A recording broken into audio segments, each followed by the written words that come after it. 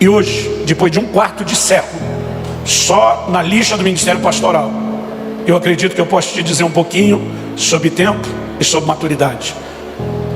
Maturidade é algo que eu e você precisamos entender que não vem sem tempo. Não é algo instantâneo, não é algo imediato.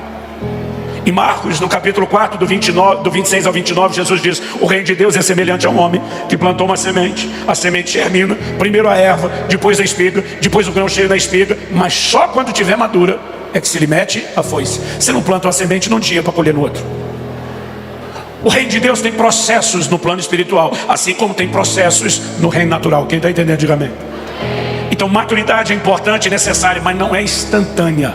Não é algo que vai acontecer sem tempo. Mas a pergunta principal não é essa. Talvez a pergunta principal que eu e você tenhamos que fazer é: só o tempo garante a maturidade? Também não.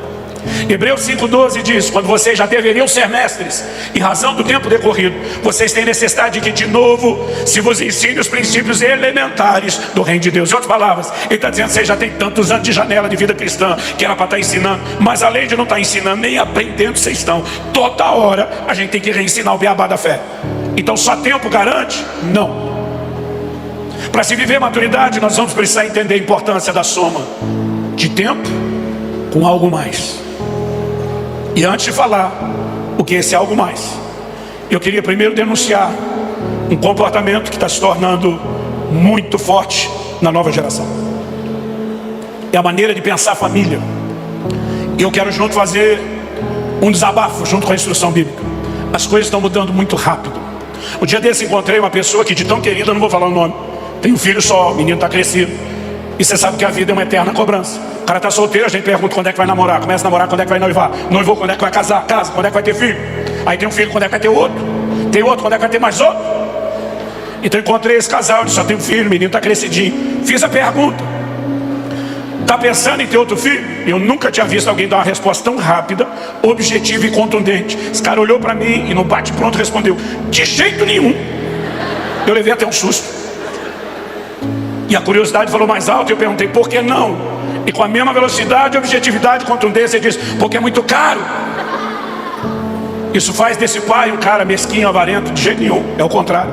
É alguém que quer tanto dar do bom e do melhor para os filhos, que ele fez a conta para o nível do que eu quero oferecer. Eu só consigo bancar um, então parei aqui. Não estamos falando de um pai que não se importa com o filho, mas estamos falando de uma mentalidade da nova geração que está muito distante da mentalidade bíblica. Porque as famílias hoje pensam o tempo todo no que é que eles têm que fazer pelos filhos. E nos tempos bíblicos a ordem não era essa. Se pensava no que é que os filhos iriam fazer pela família. Salmo 127, quando fala sobre bem-aventurado o homem que enche a sua aljava de flechas, falando dos filhos, a Bíblia diz: não será envergonhado quando tratar com os seus inimigos à porta. O que significa isso? Que na hora de resolver a treta com o vizinho, quanto mais cabra macho, com cara de bad boy atrás do pai, mais protegida estava a família. A bênção de se ter mais filhos era sempre pensar o que é que os filhos farão pela família, e não o que a família faria pelos filhos. Ninguém deixava de ter filho naquela época dizendo que custa caro. Ninguém dizia: vai ter que pôr mais comida na mesa. Não, o filho era força de trabalho, que ia ajudar a arar a terra, que ia ajudar a plantar, que ia ajudar a colher e que ia ajudar a botar mais comida na mesa. Agora, a ordem de pensarmos a família, ela está completamente mudada e alterada. Ah, pastor, mas o senhor foi muito longe, falando lá do tempo dos dias dos salmos. Ok, vamos voltar uma geração. Eu sou o filho do meio de 3 homens. O mais velho e o mais novo começaram a trabalhar aos 12 anos de idade.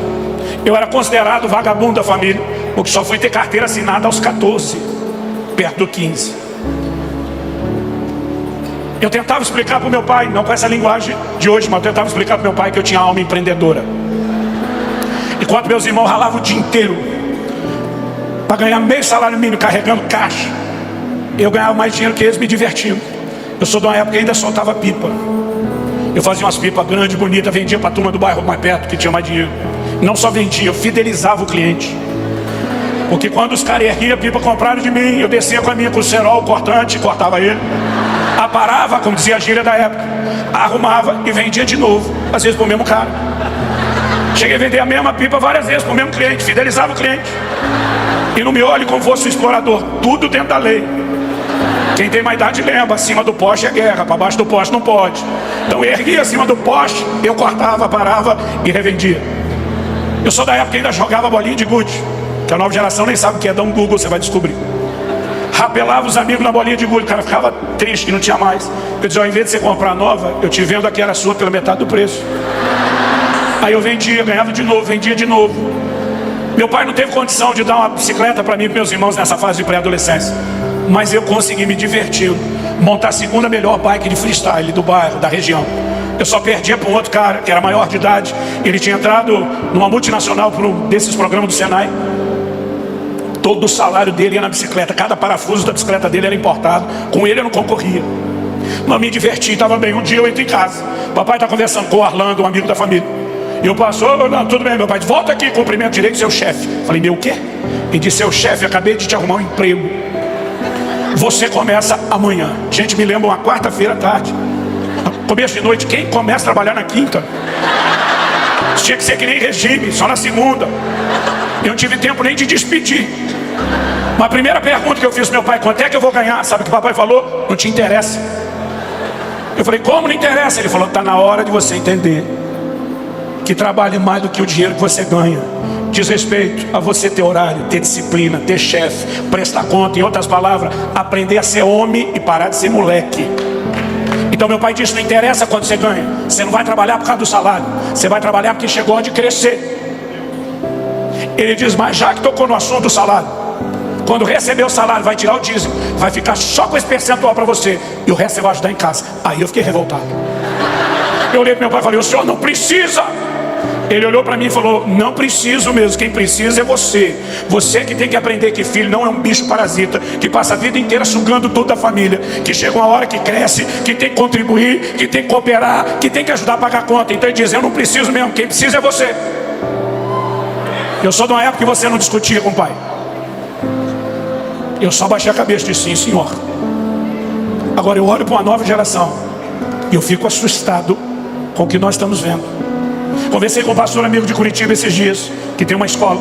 Falei, nessas 2 décadas que você está trabalhando com a escola, mudou muito o perfil de como os pais decidem a escola? Ele falou, muito. Eu falei, me dê um exemplo.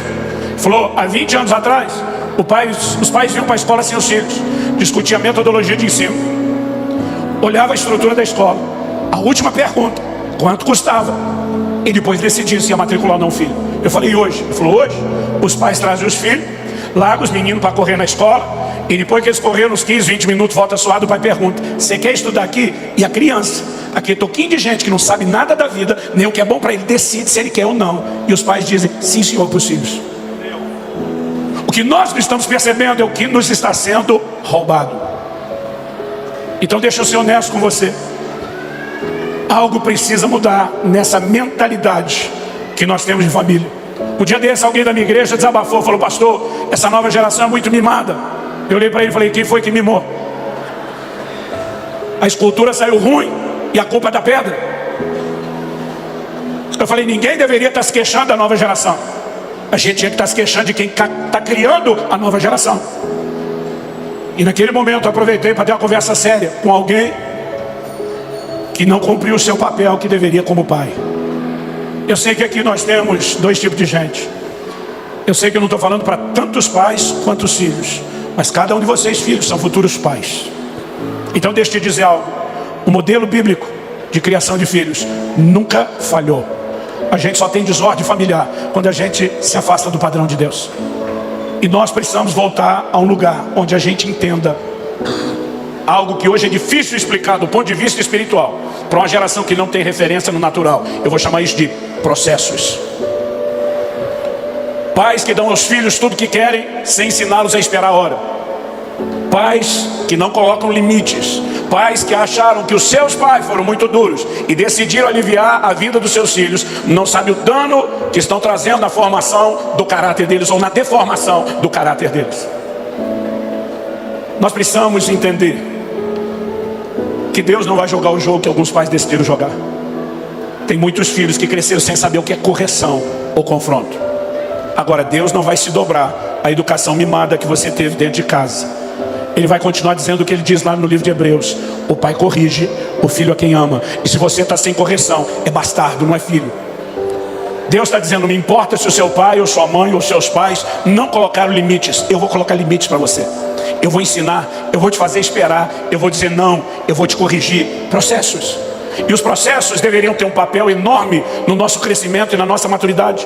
Mas muitas vezes, porque nós não vivemos o processo na dimensão natural, a gente não consegue entendê-lo na dimensão espiritual. E quando eu olho para a Escritura, eu vejo muito, mas muito volume de informação a respeito desses processos. Eles são importantes, eles são necessários. Quando meu filho completou 18 anos de idade, ele foi estudar nos Estados Unidos. Tinha ganho uma bolsa para passar 4 anos estudando no IHOP de Kansas City. Eu lembro quando foi chegando a hora dele ir, eu chamei ele e falei: filho, vem cá, vamos ter uma conversa séria. Porque o menino, perto de fazer 18 anos de idade, ninguém lá em casa, nenhum dos 2 filhos tinha permissão de falar em namoro antes dos 18 anos de idade. Outro dia alguém me falou: onde é que está na Bíblia isso? Eu falei: a Bíblia manda obedecer o pai. Pronto, está aí. Se fosse para obedecer só Deus, Deus não mandava obedecer o pai, dizia: só me obedeça. Então eu falei para eles: casamento não é uma união só de pessoas, deveria ser uma união de propósitos. Enquanto vocês não tiverem um mínimo de maturidade para entender o propósito de Deus para vocês, para saber avaliar o propósito de Deus na vida de outro, não adianta seguir o hormônio ou uma emoção imatura e tomar uma decisão permanente. Então eu dizia: o fato de que não pode antes dos 18 não significa que com 18 já vai ter permissão, mas antes não tem negócio. E meu filho soube esperar isso, mas quando está chegando perto dos 18, está esperando para formalizar o início do relacionamento, ele já estava falando de casar em pouco tempo. Então um dia eu conversei com meu filho e disse: filho, preste atenção, alguém que não sabe cuidar do seu orçamento como solteiro não merece ter uma família para cuidar. Mais de 50% de divórcios, mesmo entre cristãos, tem origem em problemas financeiros e na imaturidade das pessoas em lidar com dinheiro. Então eu falei: você não sabe cuidar do seu orçamento como solteiro, não tem permissão para casar. Então vamos focar o treinamento nisso. Eu falei: você acha que você está muito maduro, mas eu quero te mostrar que ainda falta alguma coisa, mas eu quero te apoiar. Então se falta maturidade, eu vou te botar na estufa, vamos acelerar o processo. Meu filho, como muitos de vocês fizeram essa cara estranha, me olhou com a cara assim de: o que é estufa? Talvez você já viu os seus avós colocar banana embrulhada num jornal debaixo do fogão para acelerar a maturação. Aí meu filho ficou olhando com a cara de não sei o que é isso. Falei: então deixa eu explicar na linguagem da sua geração. Vai ser eu batendo na sua cara e dizendo: 02, pede para sair, e vendo quanto é que você aguenta. Eu falei: você está disposto a jogar o jogo? Ele falou: eu estou. Eu falei: você não sabe a intensidade. Ele falou: mas eu confio no senhor. Ele falou: o senhor não vai exigir de mim nada que eu não consiga acompanhar. Eu falei: então vamos lá, sua primeira lição, tem que aprender a cuidar do orçamento. O que você ganha por mês do seu trabalho à distância, na hora que faz a conversão para o dólar, sumiu, não é nada. Ah, mas tem um mantenedor que Deus levantou para me abençoar. Legal, também não supre o seu orçamento. Sentamos, fizemos as contas do que é o orçamento mínimo para sobreviver no modo estudantil. E ele falou: falta. Ele falou: o senhor não me ajuda? Eu falei: claro que eu ajudo, mas para te ajudar mesmo, eu só vou dar o básico para você sobreviver. Porque se eu tornar a sua vida muito fácil, eu lá na frente vou tornar a sua vida difícil. Então eu prefiro tornar a sua vida difícil agora para fazer ela mais fácil lá na frente. Então, além de eu não te dar nenhum luxo, eu só te mando dinheiro no primeiro dia de cada novo mês. Então você faça a conta, vê o que é despesa fixa, o que é que sobrou para comer. Se vai pegar o que sobrou, dividir por 30 e todo dia só come aquilo. Falei: eu prefiro comer 4 dias mal e no quinto lavar a alma. Mas cada um faz do jeito que quer. Não me importa como você vai fazer o seu orçamento, só não me peça dinheiro antes de virar o mês. Tá bom. Eu falei: tá bom não, repete o que eu falei. Repetiu. Falei: você sabe quando seu pai fala, é que nem diz a Bíblia, o decreto dos reis da Média e da Pérsia, é irrevogável, não tem volta. Você está entendendo, filho? Estou entendendo. Primeiro mês, beleza? Segundo mês, beleza? Final do terceiro mês, a gente falava todo dia no WhatsApp, mas faltavam 3 dias para terminar o mês. A conversa começa diferente, já levantando aquela bandeira vermelha para qualquer pai. Ele começa dizendo assim: então, pai. Digo: então o que, meu filho? Ele falou: pois é, eu sei que ainda falta 3 dias para terminar o mês, mas o senhor não pode me adiantar o dinheiro do próximo mês? Eu falei: não posso não. Eu falei: o senhor está sem dinheiro? Eu falei: claro que não, filho, o dinheiro está parado na conta. Então por que não pode mandar? Eu falei: porque não é a data, é só quando termina o mês. Mas pai, só falta 3 dias. Eu falei: te digo mesmo, só 3 dias você espera.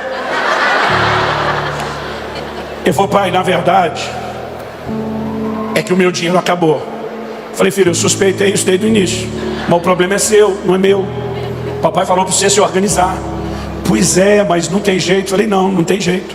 Falei, pai, o senhor não está entendendo a gravidade. Falei, então me esclareça a gravidade. Ele falou, eu não tenho o que comer.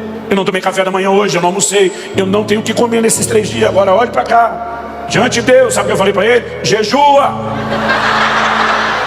Falei, você já fez pelo menos 2 jejuns de 3 dias na água e não morreu. Não é agora que vai morrer. Pai, o senhor está de brincadeira? Falei, diante de Deus, não estou não. Pai, falei, jejua. Falei, já foi só a aula da sexta de manhã. Agora sábado, domingo não tem aula. Até a segunda o dinheiro chega. E se você não tiver força, fica deitado lá no chão da casa de oração. Os 3 dias nem sai de lá. Agora é lógico que a sabedoria nos ensina algo. Não falei nada para a mãe do menino. Esperei passar os 3 dias. Mandei o dinheiro, o menino comeu, sobreviveu. Aí fui dar notícia para a dona Kelly. Falei, esse seu filho é uma bênção, hein? Minha mulher, e não é? Falei, não, é sério. O menino fez outro jejum de 3 dias na água. Aí minha esposa olha para mim e diz, glória a Deus. Aí a consciência pesou. Eu falei, eu preciso falar mais. Falei, tá certo que eu tive uma participação. Ela falou, você é um pai incentivador? Aí me doeu mais a consciência. Falei, dessa vez foi mais do que incentivo. Ela olhou como assim? Falei, eu mandei ele jejuar. Falou, não, quando você tem esses comandos de Deus, é tranquilo. Eu falei, não bota Deus no meio não, mulher. Eu mandei porque eu quis. A mulher parou, olhou e falou, o que é que você não está me contando? Eu falei, eu estou contando a prestação. Quando eu falei que mandei o menino jejuar e que ia mandar o dinheiro, ela fez aquela cara de, você fez isso com meu nenê? Eu falei, para de pensar e não ouse falar, porque não é mais nenê, ele é maior de idade e está falando em casamento. Aí eu falei, amor, mas na boa, até meu coração está apertado. Mas o Espírito Santo falou comigo, se você amolecer na primeira, ele vai folgar todo mês. Ensine ele, faça ele crescer e se tornar homem. Eu falei para ela, então nesse momento eu preciso que você confie em mim. Ela disse, o que você falou para ele? Eu falei, me vinguei do que meu pai falava para mim. Eu falei, um dia você vai me entender e vai me agradecer. Esperei a vida inteira para falar isso.